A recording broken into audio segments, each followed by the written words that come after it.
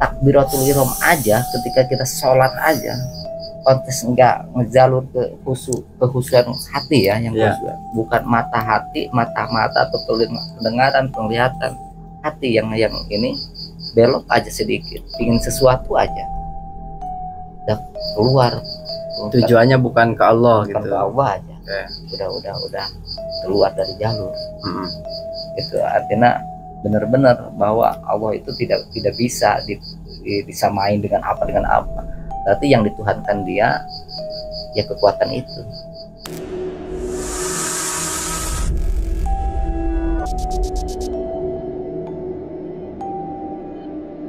Assalamualaikum warahmatullahi wabarakatuh. Alhamdulillah wassalatu wassalamu ala Rasulillah Sayyidina wa Maulana Muhammad ibn Abdullah wa ala alihi wa sahbihi wa man wala. Teman-teman semua yang dimuliakan Allah Subhanahu wa taala, pada malam hari ini saya sudah ditemani dengan kakak kandung saya, dan beliau merupakan salah satu ahli di dalam dunia persepirikintil. Bukan spiritual, karena spiritual sekarang bahasanya udah disalahgunakan. Masalah perang dukun, sebagai orang yang terjun di dunia perhikmahan. Bener gak sih? Ada di dunia ini nyata orang bisa nangkepin jin, perang dukun segala macam kayak gitu. Emang ada ya? Ada, banyak. Ayo, coba. Kok bisa ya? Bisa perang dukun gitu. Jadi sebetulnya yang disebut nama perang dukun itu orangnya gak benar juga sebetulnya. Orang gak benar. Gak benar. Jadi intinya orang yang perang dukun itu dia pasti gak benar. Gak benar. Gak beres. Udah gak beres. Gak beres. Oke. Sebetulnya ngapain perlu harus perang gitu ya? Perang dukun ngapain harus perang? Dia harus diadu-adu ilmu. Karena dasarnya ilmu, siapa yang punya ilmu sebetulnya. Dan kalau Mas Jin itu makhluk goib ya, bukan perkara goib. Jadi kita harus paham dulu bahwa jin itu termasuk makhluk goib, bukan perkara goib. Kalau perkara goib itu udah pasti namanya goib mutlak. Udah pasti yang tahu hanya Allah. Nabi pun nggak tahu. Tapi kalau makhluk goib, ya jadi antaranya jin. Bahkan orang pun yang nggak ada di hadapan kita itu goib juga sama, makhluk goib. Ya, kalau jin itu berarti ada artinya dukun-dukun ini banyak yang bersekutu dengan jin ya, dengan jin. Kemudian dia menimbulkan sihir atau semacamnya. Kita orang-orang spiritual kadang-kadang dia merasa siapa sih yang paling gagah? Paling gagah, adu ilmu, adu kekuatan. Nah, di situ letaknya kita sebetulnya. Kamu tuh siapa sih? Tapi kan yang merangin dukun itu ustadz. Ya, justru itu yang dipertanyakan.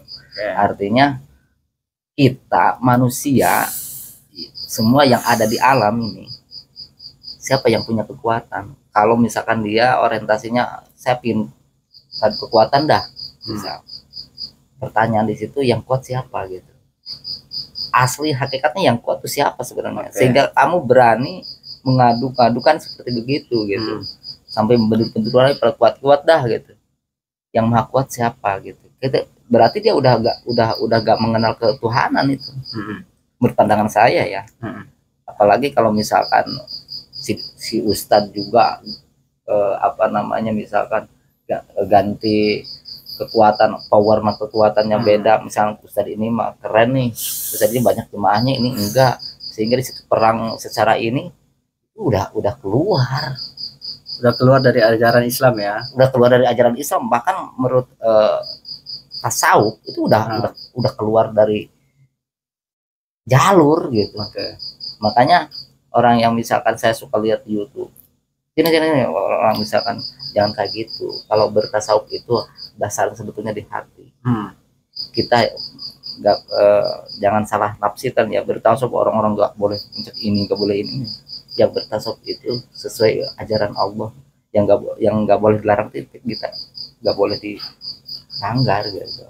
Masyarakat meyakini bahwa dukun itu memberikan pengaruh gitu ya, memberikan efek samping. Kemudian ketika dia kena sakit dikit-dikit dinisbatkan kepada dukun. Jadi mengkambing hitamkan orang lain nanti. Ya, akhirnya. Oke. Itu jadi secara sederhananya aja.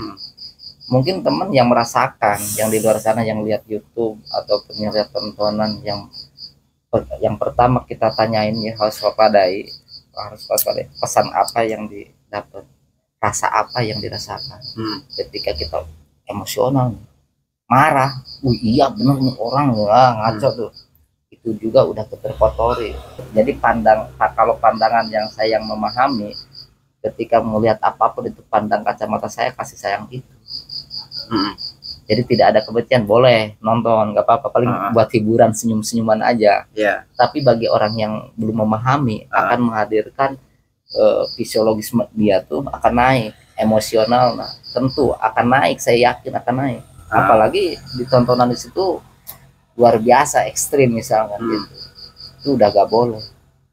Jadi udah keluar lah istilahnya, kita udah ketarik, artinya energinya udah ketarik. Makanya kalau melihat yang dukun-dukun berantem, bagi saya sendiri ya hiburan aja, senyum-senyum aja. Tapi kalau dilarikan istilahnya ke syariat, oh ini nggak boleh hukumnya, itu kan ranahnya beda lagi ya. Tentu pasti ada ustadz yang nyeramain gini-gini, ya setuju juga saya gitu, karena memang begitu. Kalau ahli spiritual yang saya selalu pandang, apapun yang saya lihat dengan kacamata kasih sayang terus. Jadi tidak ada kebencian, tidak ada marah ke dia, tidak ada. Sekarang ada nih orang pengen menguasai ilmu A misal, atau dia pengen menguasai ilmu B atau ilmu C, terus pakai mahar. Pakai mahar itu gimana? Nah ini nih yang pakai mahar. Saya pernah belajar justru puasa aja, saya puasa berpuluh-puluh hari, apalagi pakai mahar juga. Mahar itu apa sih, jual beli kali ya? Ya jual beli. Hukum secara fikih apa tuh? Mahar tuh kayak kita nikah sama istri itu pakai mahar kan? Itu kan sesuatu yang harga diri dia. Dijelaskan beli kan? Nah sebetulnya kalau udah memahami ke arah misalkan ketauhidannya kuat, tasawufnya kuat dalam hatinya, atau Tuhannya kuat, dia bisa membedakan. Meskipun dia melakukan, tapi dia bisa ada batasan gitu. Ini ranah ini gitu. Tapi ketika orang awam belum paham belajar enggak, tapi tiba-tiba langsung dia, saya punya kekuatan dah, udah saya beli, saya mahal, saya puasa ataupun saya zikir. Jangankan itu, takbiratul ihram aja, ketika kita sholat aja, kontes enggak ngejalur ke khusyuan hati ya, yang bukan mata hati, mata atau pendengaran, penglihatan, hati yang ini belok aja sedikit, pingin sesuatu aja, udah keluar. Tujuannya bukan ke Allah, bukan gitu. Ke Allah aja. Udah keluar dari jalur. Itu artinya benar-benar bahwa Allah itu tidak bisa disamain dengan apa. Berarti yang dituhankan dia ya kekuatan itu. Berarti jelas ya, haram lah, nggak boleh lah ya. Nggak boleh. Menurut pandangan saya.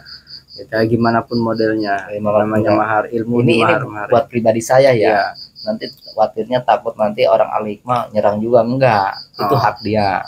Cuman bagi hak saya pribadi, saya tidak mempelajari itu, dan saya tidak istilahnya menjual belikan itu. Ya, jadi sebenarnya konsep spiritual yang benar tuh kayak gimana? Konsep yang benar, bangun pilar dulu, kekuatan, ketauhidan, ketuhanan yang benar-benar, dan ketuhanan juga benar-benar bertasawuf, mengenal Allah tuh benar-benar gitu. Artinya nggak campur dengan emosional. Dengan campur emosi aja, dikir aja bisa jadi setan. Misalnya la ilaha illallah bisa ngaco kok. Cek aja sob. Sekarang misalkan orang yang awam belum pernah nyantren, belum pernah ini, apalagi misalkan menggeluti ilmu, mempelajari ilmu fikih, ilmu segala macam gitu ya, mengenal ketuhanan, tidak tiba-tiba begitu. Saya yakin itu ada kekosongan. Karena apa? Karena belum ada isinya. Belum ada isinya itu kita mengenal Allah dulu. Silakan kamu melakukan apa aja, yang penting kenal dulu Allah Rabb kita. Itu yang buat kita sehingga kita jangan sampai terkotori dengan hal-hal yang di dunia ini sangat rusak gitu. Emang panah, dunia tuh panah, rusak. Semua kita kalau dilihat tuh wah serba salah.